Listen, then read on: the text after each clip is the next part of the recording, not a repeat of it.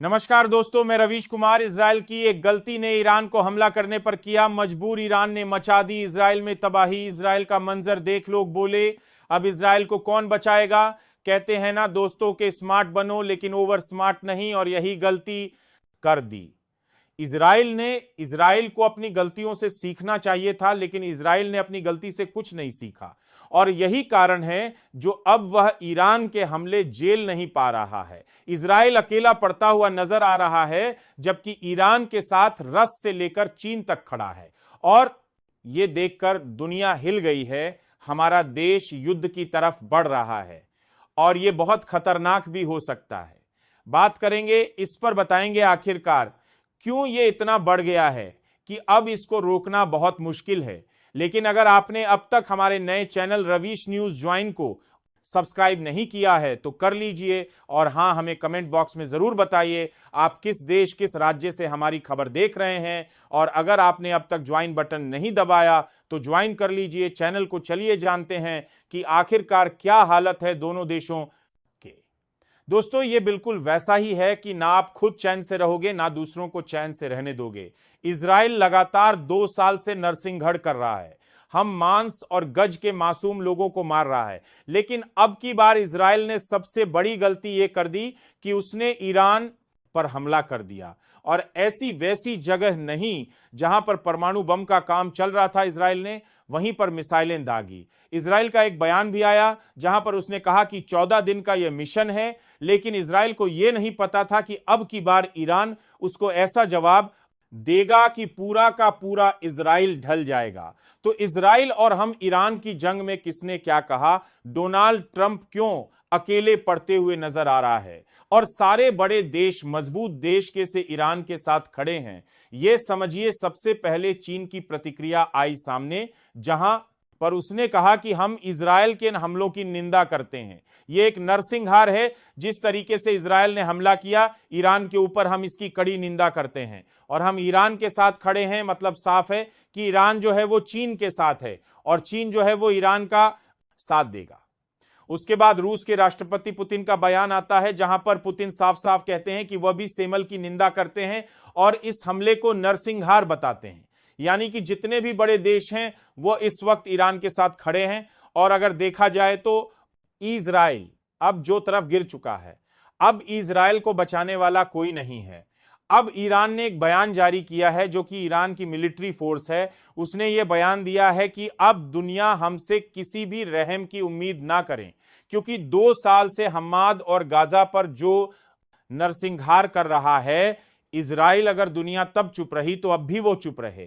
क्योंकि अब ईरान की सेवा चुप नहीं बैठेगी, अब ईरान की सेवा बताएगी इजराइल को कि तबाही क्या होती है। डोनाल्ड ट्रंप चाहे कितनी ही मदद कर ले इजराइल की, लेकिन वो अच्छे से जानता है कि वह इजराइल को बचा नहीं सकता। डोनाल्ड ट्रंप ने आज एक धमकी भी दी ईरान को, जहां पर ट्रंप ने कहा कि अभी भी वक्त है, ईरान अपने कदम पीछे हटा ले। लेकिन ईरान ने खुला आम का दिया है कि वह अब जंग की तरफ बढ़ चुका है और अब इजराइल को कोई बचा नहीं सकता है। उधर दूसरी तरफ हालत बच्चे पत्थर होते चले जा रहा है। ईरान के ताबड़तोड़ हमले से पूरा इजराइल दहल गया है। तेल अभी पर ये हमले हुए और एक ही मिनट में देखते ही देखते इजराइल की तबाही शुरू हो गई। वहीं दूसरी तरफ ईरान ने 3 लोगों को बंधक बना लिया है। इजराइल के जो जेट चला रहे थे उन तीनों को, और 3 जेट अपने कब्जे में ले लिए हैं। एक महिला पायलट भी है उसमें, जिसको ईरान ने कब्जे में लिया है। देखा जाए तो इजराइल कमजोर पड़ता चला जा रहा है। और अगर ईरान की बात की जाए तो ईरान के साथ हर एक खड़ा है, क्योंकि इजराइल के जितना नाम उनके नाम इसलिए हो गया है क्योंकि ईरान के साथ साथ यमन ने भी रॉकेटों की बौछार कर दिए। यमन ने भी जो है यहां पर इजराइल को पूरी तरीके से घेर लिया है।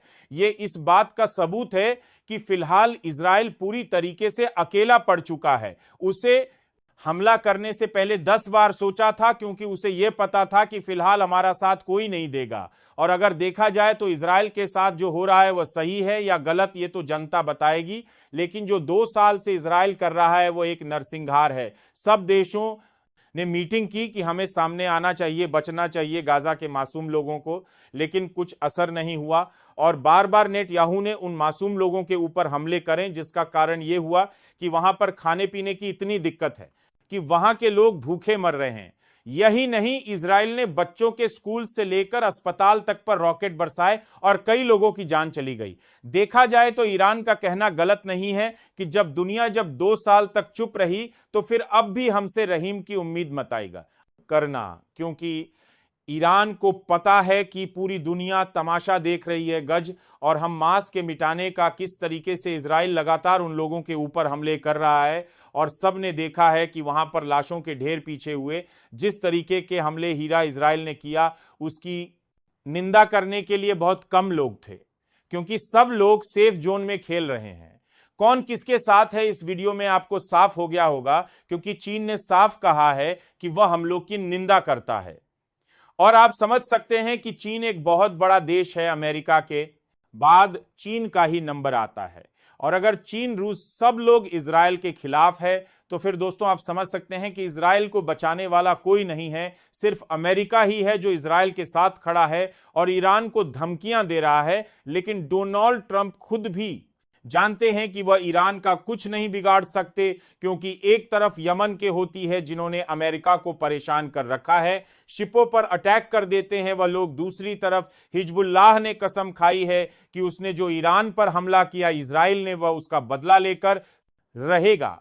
तो देखा जाए तो इस जंग में यमन के होती हमला कर रहे हैं और जो ईरान है वह खुलेआम साफ कर चुका है कि अब यह जंग रुकने वाली नहीं है, क्योंकि तब तक वह इजराइल को बर्बाद नहीं कर देगा। अब चुप नहीं बैठने वाला ईरान। हाल के इस तरीके की लड़ाइयों पर रोक लगना चाहिए, क्योंकि इससे आम जनता का ही नुकसान होता है। हमने देखा है 2 साल से कैसे गज के मासूम लोग मारे जा रहे हैं, और इसी के साथ साथ हम आज भी पूरा बर्बाद हो रहा है, इजराइल भी बर्बाद हो रहा है, इस जंग में कंगाल हो चुका ऐसा इजराइल।